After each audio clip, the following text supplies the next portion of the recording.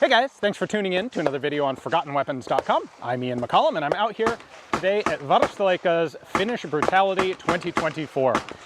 This is a fantastic freaking match. It is 10 stages over the course of 2 days, and I will be bringing it to you in 2 videos, a day 1 and a day 2. This here is the day 1 video. So I am right now speaking to you from the end of the match, so I know what you have to look forward to, and it's going to be epic. There is mud, there is explosions that are explosions. There is a tremendous amount of shooting and kettlebells galore. So, big thanks to Varusteleka for putting this match on. This is, I think I can honestly say, the most fun, best shooting match I have ever been to in my life. Now, let's dive in to stage 1. And what better way to begin than with a kettlebell stage? So this actually starts on the roof of a Finnish APC. You flip over one of 3 cards, which gives you a fairly simple math problem. There are 3 targets at 150 meters that are numbered. You have to pick the one with the number that matches the answer to your math problem. You have 1 round to engage it. If you don't make it, that's a penalty, of course. So once you make that hit, you open the bolt, pull the mag, and then descend through the hatch, grab your rifle, and exit the armored car. You're going to run up to the start line here where there is, I believe this was a 24 kilo kettlebell, which is going to be about 40 pounds. And there's a target downrange, and what you have to do is go prone, make a hit, and then lay the rifle down and throw the kettlebell. Now, the way these stages normally work is you go a set distance. Every time you throw the kettlebell, you have to then proceed to where it landed, go prone, and make a hit. So the farther you can throw it, the faster this goes and the fewer shots you have to make. Now, what Jari, designing this stage this year, did to make it a little spicier is to add these tires onto the stage, and you have to get the kettlebell into each of the tires in order. So I don't have to stand on the tire to throw it, but I have to stand next to the tire, and I am going to zigzag down the range from tire to tire. The whole point of this stage is to get you winded and exhausted while shooting, so test your shooting skills under physical stress. I really like these stages. I've always liked them. I'm frankly pretty darn good at them.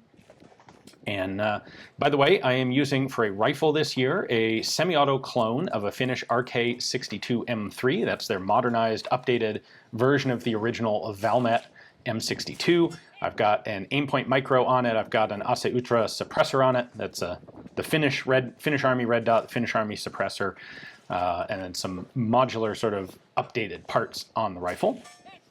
Now, the other thing about this particular stage, we have a 3-minute par time here, and we'll have 3-minute par times for all the stages throughout the match today.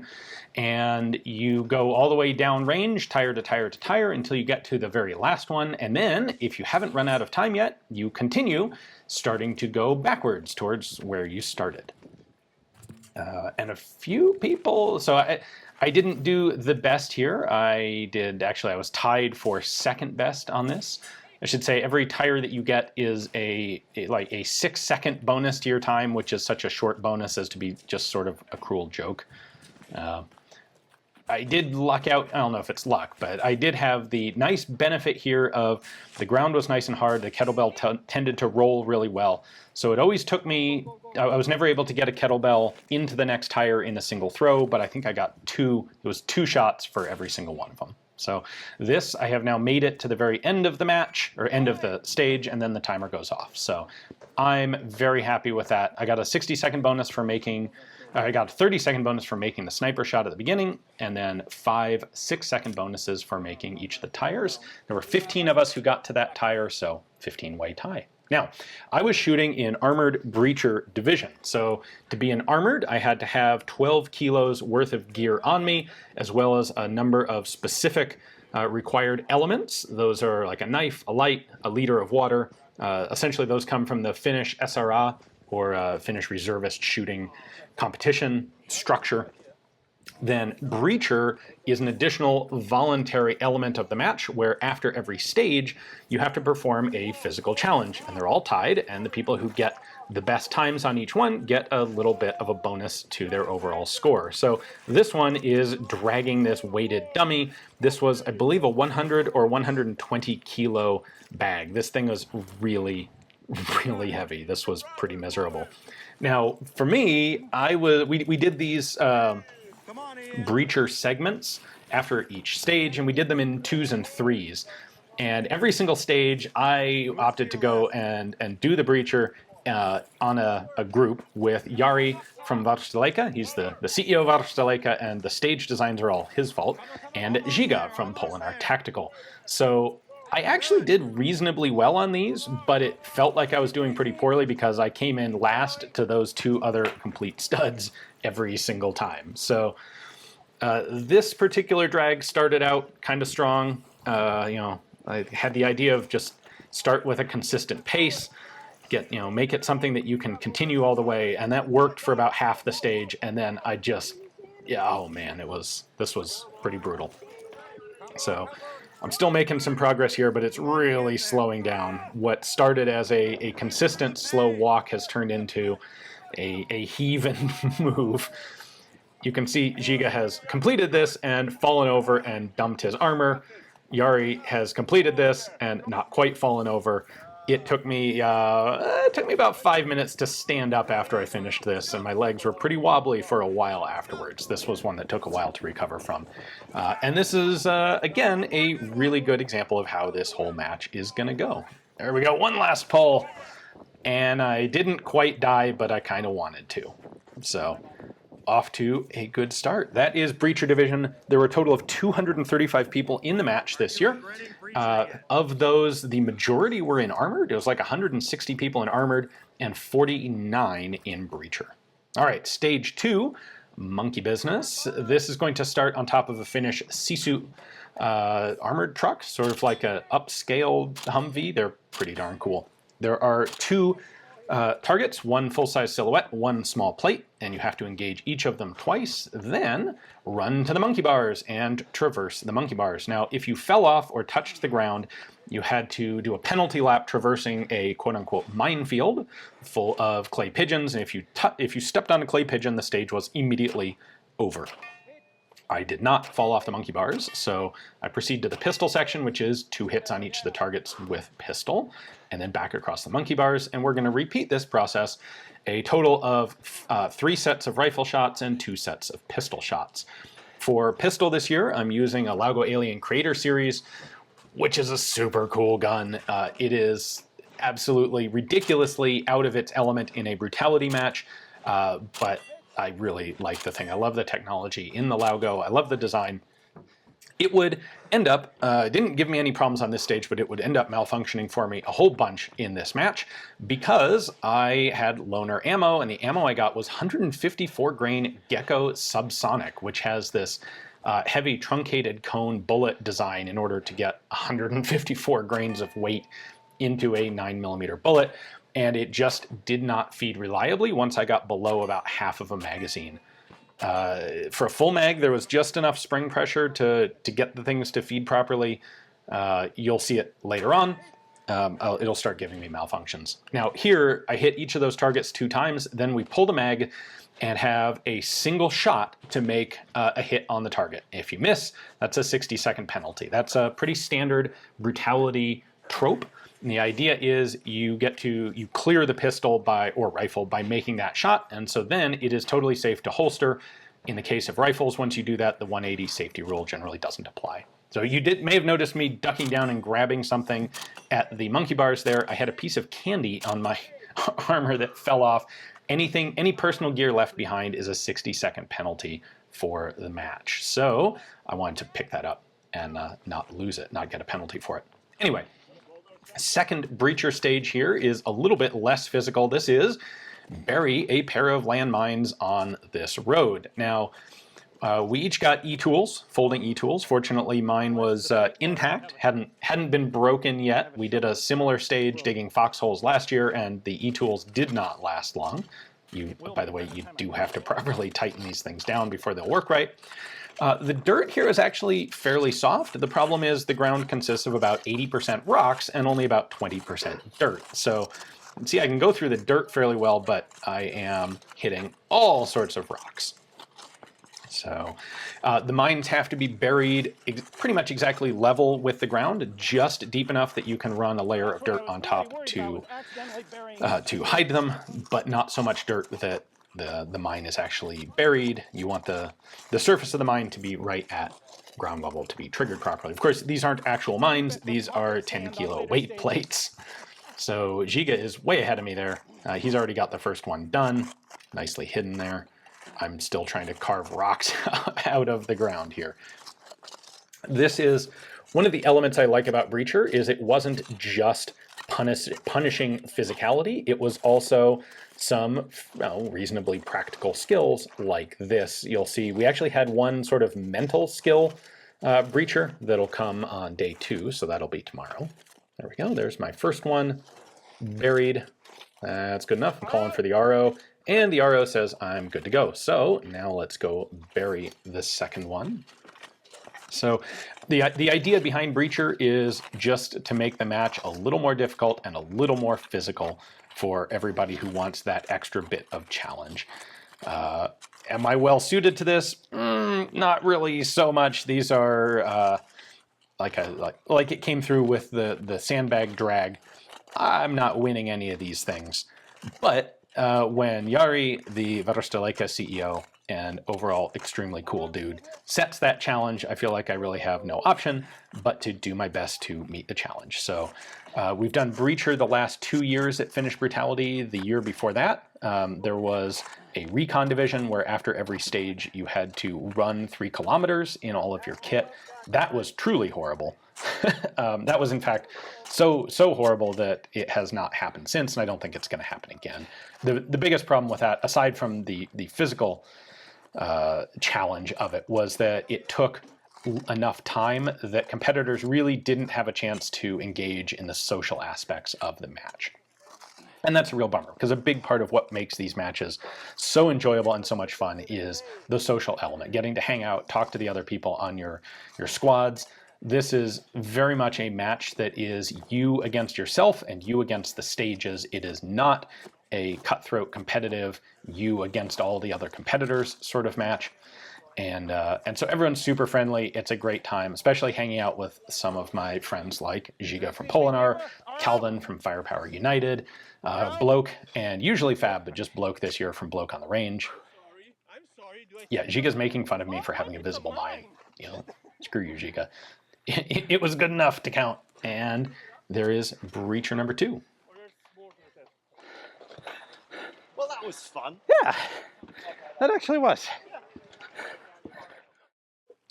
All right, stage 3 was a blind stage. You open a door and into a building you go right here. The lighting is fairly dark. There's some weird music playing in the background. You begin by engaging a set of rifle targets. You'll see one of the sort of standard brutality tropes is to repeat a type of shooting back and forth with a task in between. So in this case, it is engaging a series of rifle targets, and then you have to perform first aid on a wounded colleague. And you don't know going in what this first aid is going to be. It turns out this year it is wound packing. So the RO hands you a package of sterile gauze. This dude is in really bad shape. Like, both his legs are gone, he's got tourniquets on, he's got a nose hose in, but he's got this bleeding wound and you have to start packing it. But you're going to be interrupted a couple times to go back and repeat a rifle, or later, a pistol target engagement. So back to the rifle here. Got 6 hits to make. There's 3 targets. You have to engage each of them twice. 1, 2, 3, 1, 2, 3. Then you are going to pull the magazine, and there is one little tiny popper target, or a round target that you have to make a hit on. As a high value shot, I failed to make that one, which is really kind of annoying. That's a bummer. Then it's back to your wounded buddy and continue wound packing. I'm really happy that I saw this challenge and I knew what I was getting into. The TCCC course that I took a year or 2 ago did adequately prepare me to know what to do in that situation, which was really cool. Anyway, get interrupted again. You have to go make a pistol engagement. Back to one more session of wound packing here. You want to pack as much gauze as possible into that wound. So again, it's not a tourniquet. It's not CPR, it is another sort of important first aid skill, and it was really cool to see that incorporated into the match. So there's my first malfunction with the gun. I wasn't sure exactly what was going on at this point. Turns out these all were just failures to feed. So the flat point of the cartridge, the bullet hit the feed ramp and stopped. Turned out I could do a lot less to clear those malfunctions, and I would be doing a lot less. I'll get them cleared a lot faster in future stages. Anyway, sorry, we had one last sequence of wound packing here, and you're going to do this for a set period of time until the RO tells you to return to the pistol or rifle. So we got one last pistol engagement of just a single target. I thought it was high value and like, oh, oops, it's not. I get as many shots as I need. And it took me 3. Finished that stage off. So I had one penalty here, which was the high value rifle target. Bit of a bummer, but with that stage complete, it's off to the breacher field again for our third breacher iteration. This one is another kind of cool one. This is recovering intel. So we were going to run, was it probably about 200 yards to a little bunker that is on the other side of the field here. And in that bunker is information. And you're just told it is information. And you have to bring back the information like a messenger. So the bunker there is actually part of the range facility. I think this is a trap and skeet field. That's why there's so many broken clay pigeons on it. But we go down into that bunker, and there are, in fact, 2 sheets of paper laminated that have a series of pieces of information. They're describing a military operation. So they say, like, the enemy attack began at such and so time. There were this many troops. There were this many vehicles. This many casualties were taken. We need to do this and that. Now, Jari did this really quickly because he just used his phone and took a photo of it. I did the same thing, but then I got worried that there might be some trick to this. So I stopped, took some extra time, and tried to memorize the information as well, which turns out I didn't actually need to do. I had a photo of this. In fact, right about here, I started worrying that the phone would lock itself on the way back, because this actually wasn't my phone. This was being filmed, this stage, on my phone. And so I borrowed Jordan, my cameraman's phone. I come back. The phone is not locked, so I do have a picture available, and I have to repeat the info back to the range officer. Enemy began their attack at 0500. 3 BMP-2s destroyed. Main line of defense is engaged in heavy fighting. 4 KIA of our own. 1 is a JTAC. Request QRF as soon as possible. Link up with Papa 5. What's that all? What's the what? What's that all? Same thing is repeated in Finnish. Yes. And I successfully repeated back all the information in Finnish. Using the phone was sort of not really a cheat, that was the practically effective way to do it. Anyway, on to stage 4. This was the most physically brutal stage of the whole match to me. So there are 3 little dugout pits here, and they have a little sandbag wall at the front. First thing you have to do is go in and make 4 rifle hits. So 2 on the silhouette, 2 on the small plate, and you have to alternate between them. That's another typical brutality thing. You can't do double taps because we want to force people to practice new target engagement as much as possible. Anyway, once you make those hits, you leave your rifle, put your rifle down, grab the 1 sandbag, move it to the next pit, then go back, grab your rifle, come over to pit number 2 and repeat the process. So each one of these is going to go the same way. You're going to go from pit number 1 to 2 to 3, back to 2, back to 1, and then you're finished, which sounds super easy. It is, in fact, very simple. There's nothing complicated about it. Just haul that sandbag around. That sandbag, by the way, starts heavy and gets really heavy. Somehow I'm pretty sure that the force of gravity actually increases over the course of this stage.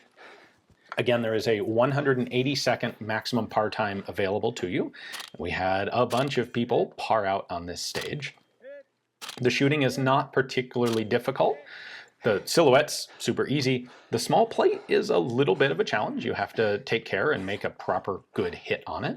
But then hauling this sandbag up and down and in and out was rough. So There we go. This, again, this sort of thing doesn't seem like that much movement or that much sprinting, but, well, I challenge you to do it if you haven't done it before, because it will get almost everybody out of breath pretty darn quickly. And then the real challenge is, how is your shooting when you are winded and tired and out of breath? And that, again, is, I think, the single biggest challenge of Brutality. If you're going to boil it down to a single core principle, it is, how can you shoot when you're under a bunch of physical stress? So here we go. I'm on to the very last iteration here. Get that sandbag heaved up onto the wall. There is, of course, a penalty if you don't properly place the sandbag, if you just like totally half-ass it. That is not appropriate.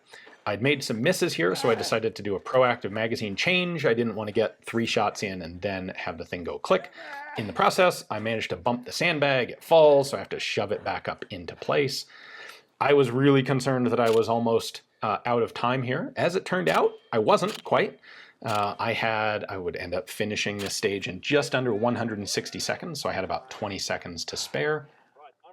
And there we go. Not bad. So about 1/3, 89th out of 235 shooters. My overall. only critique is the bags are too light.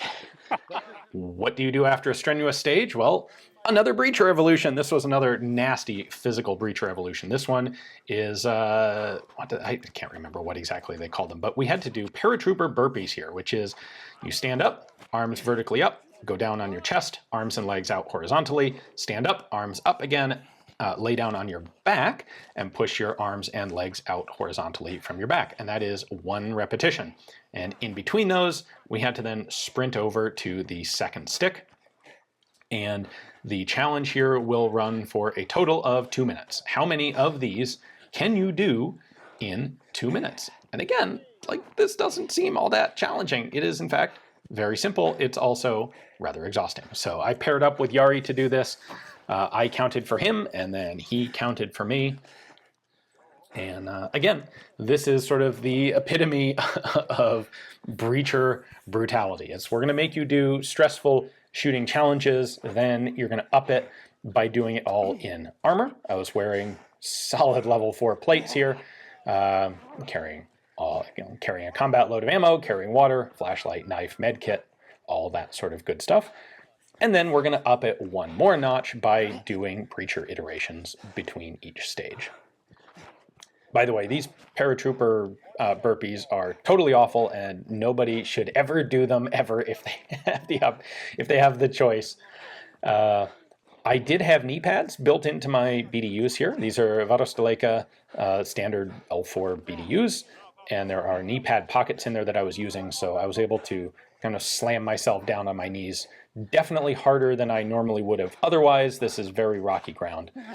Same thing, I had armor on front and back. Those 2 little pouches on the back of my armor each hold a half-liter water bottle. That's how I carried my minimum required amount of water. And so those made sort of a bit of padding that allowed me to pretty much just flop onto my back. Anyway, 2 minutes in, I was able to do a total of 7 of these, which was by no means a winning number, but I'll take it for sure. Then it's on to the 5th and final stage of the day. So we're going to start with some pretty easy rifle shots. There's 2 silhouettes. Engage each of them once through each of the 3 designated shooting ports. No big deal.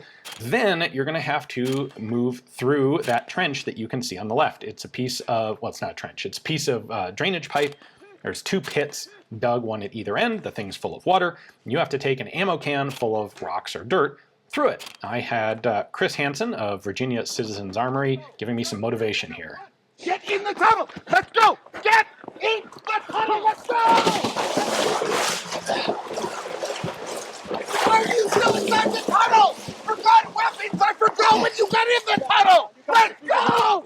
Go! Go! Shoot the pistol now! Once you're through the tunnel, draw your pistol, engage both of the targets with your pistol.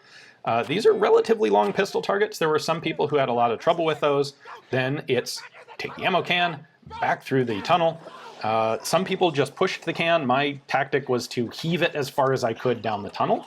There were also a lot of people who decided to like roll up their pants to their knees to try and stay dry. That is a hopeless hopeless thing. It did no good whatsoever.